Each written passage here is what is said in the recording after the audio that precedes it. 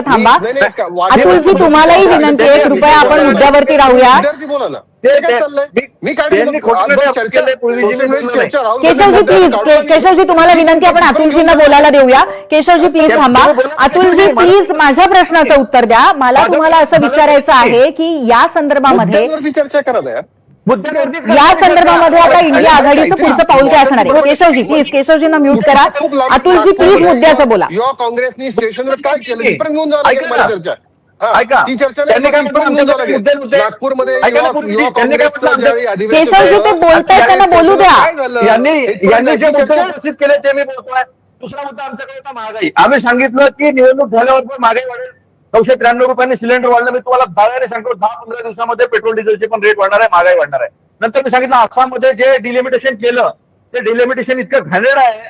2 मतदारसंघाच्या मधून मतदारसंघ म्हणजे पूर्व समजून घ्या, पूर्ण दक्षिण नागपूर आहे, त्याच्यामध्ये पश्चिम नागपूरचा मतदारसंघ आणलेला आहे. म्हणजे आपल्याला सोयीप्रमाणे आसामचं जे डिलिमिटेशन केलेलं आहे ते इतकं चुकीचं आहे आणि कोर्ट तर काही करतच नाही आहे. सरळ बोलतो मी. हा एक पण अतुलजी तरी सुद्धा मुद्दा हा. बरं, बोला बोला बोला. भ्रष्टाचाराचा मुद्दा.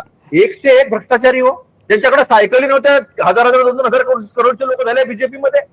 हे भ्रष्टाचार सांगणार आहे. भ्रष्टाचार करतात काय? बँकेच्या बँका लुटून यांच्या मित्रांनी यांच्या कानामध्ये सांगून देशाच्या बाहेर गेलेले आहे. पण अतुलजी हे सगळे मुद्दे जर खरे असतील तर ते लोकांपर्यंत पोहोचवण्यामध्ये आणि त्याचं मतामध्ये परिवर्तन होण्यामध्ये का कमी पडतंय? पूर्वीची मी तुम्हाला तेच म्हटलं होतं की तुम्ही मला बोलू द्या. काय होतं माहितीये का, की त्यांनी सांगितलं की आमच्याकडे मुद्दे होते. त्यांनी जे मुद्दे घेतले त्या मुद्द्याची काट मी तुम्हाला सांगत होतो की जनतेला सगळं माहित होतं.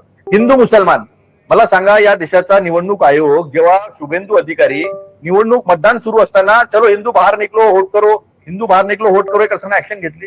नितीन नवीन सीआरपीएफच्या गाडीमध्ये बसून फिरून राहिला, त्याच्यावर निवडणूक आयोगाची कुठली कारवाई नाही. 27 लाख मतदार ऍडज्युडिकेशन झालं नाही. एकही मतदार बाहेर राहू नये, बेसिक प्रिन्सिपल आहे.